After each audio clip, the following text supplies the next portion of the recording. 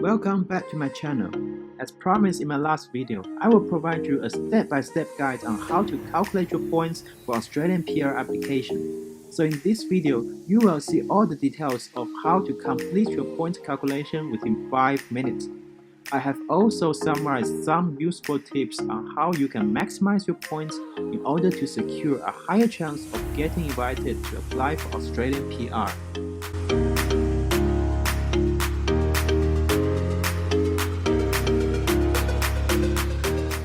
If you haven't watched my last video on the step-by-step guide of Australian PR application, please find the link in my video description and make sure that you subscribe to my channel for more similar videos in the future.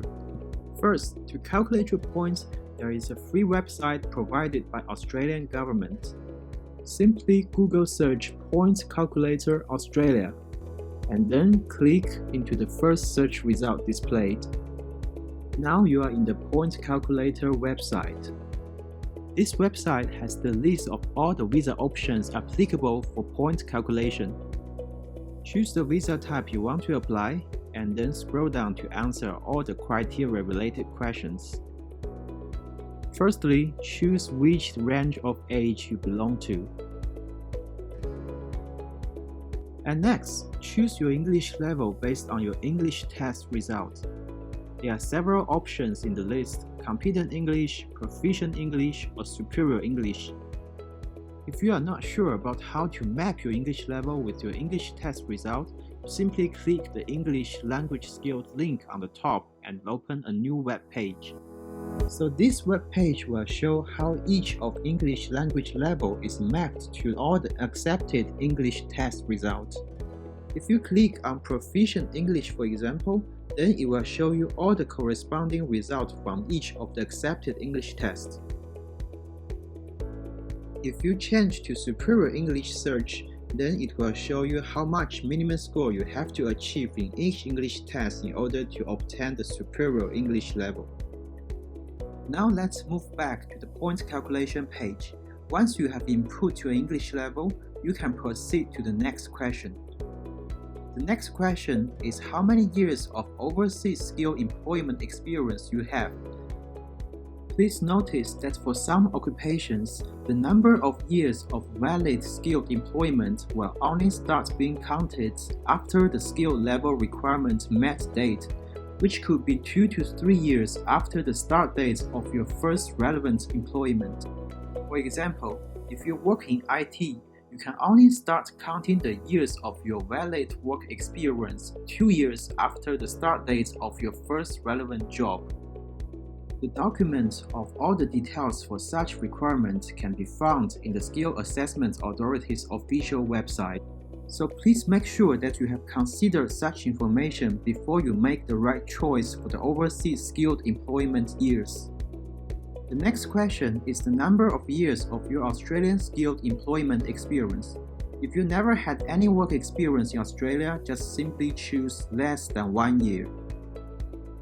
Scrolling down to the next question, it's about the highest educational qualification that you have earned. The options include diploma, bachelor, and doctoral degree. Simply choose it based on your own situation. Moving on to the next question. You have at least 1 degree, diploma, or trade qualification from an Australian educational institution that meets the Australian study requirement. The Australian study requirement here means that you have completed at least 2 years of study from an Australian educational institution for any of these qualifications. So if you haven't studied for at least 2 years for any of these qualifications in Australia, select No. Next, specialist education qualification. Similar to the previous question, if you have never completed this kind of qualification in Australia, select No.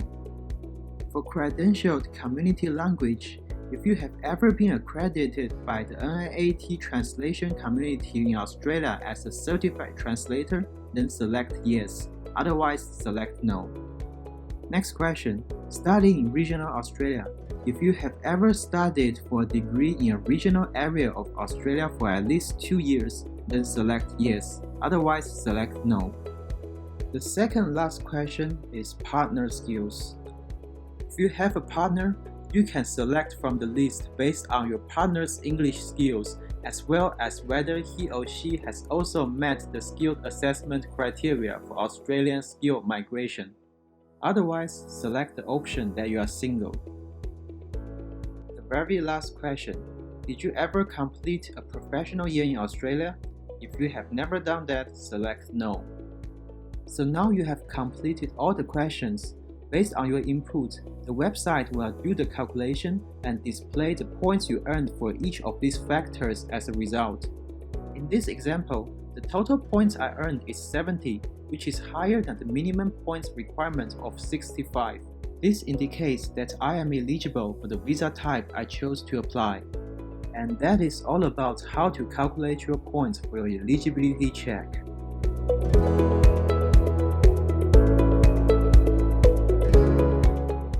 As easy as it sounds, getting a total points of 65 doesn't guarantee you an invitation for Australian PR. Due to the high volume of applications received these years as well as the limited demand, the actual minimum total points required to get an invitation has been risen to a level that is much higher than 65. In fact, according to the official data published by Australian government, during the recent invitation rounds, the invites were only sent to applicants with 85 points or higher indicated in their EOI. Therefore, to secure a higher chance of being invited, you have to try whatever you can to get as many points as possible for each criteria. And here are some of the tips I have summarized for you. Tip 1. Consider different visa options to apply. As you see earlier in this video, there are multiple types of skilled migration visas. Among those visas, only 189 visa invitation is purely based on the total points of applicants, while 190 and 491 visa might consider other factors such as your English level and work experiences more important than your points. In addition, you will get an extra 5 or 15 points if you choose to apply these two visas and therefore become much more competitive among all other applicants. Of course, there are certain conditions included in these visas you have to follow, such as that you have to live in the sponsored states or provisional area for a number of years. However, if you have no problem with those additional conditions, then try applying these visas and it might get you the invitation much faster than you expected. Tip 2. Try different English tests. Of course, when it comes to English tests, most people will first think about IELTS and TOEFL, but they are not the only tests accepted by the Australian government. In fact, there are currently 5 different English tests you can take for Australian migration. Each of them have very different test-taking approaches, different formats, and different methods of evaluation, which could actually make a huge difference on your testing result if you choose the English test that suits you the best.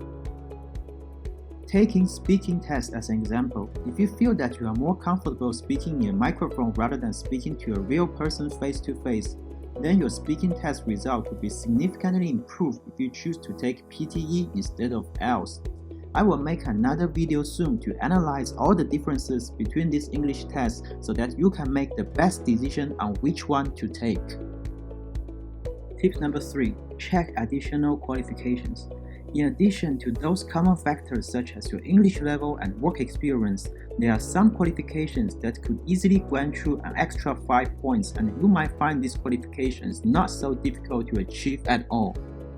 As we saw earlier, one of the factors used in the point calculation system is credentialed community language qualifications. To be credentialed in a community language, you can simply go to take a test and get certified for interpreting or translating by the National Accreditation Authority of Translators and Interpreters. So if you are confident about your skills in translating between English and your native language, then why not give it a try? Another example is taking the professional year.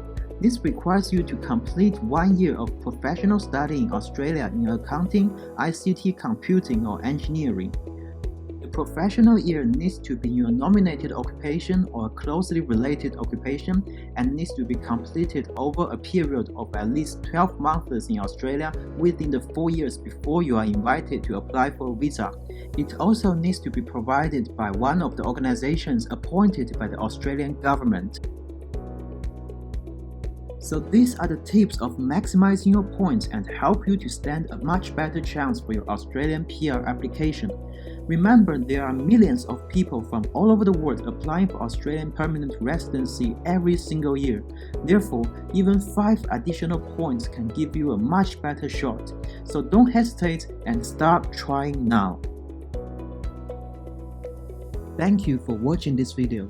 If you like what I shared, please like the video and subscribe to my channel. I will upload more similar videos to talk about the tips of moving to Australia and how it feels like living in Australia. See you in the next video.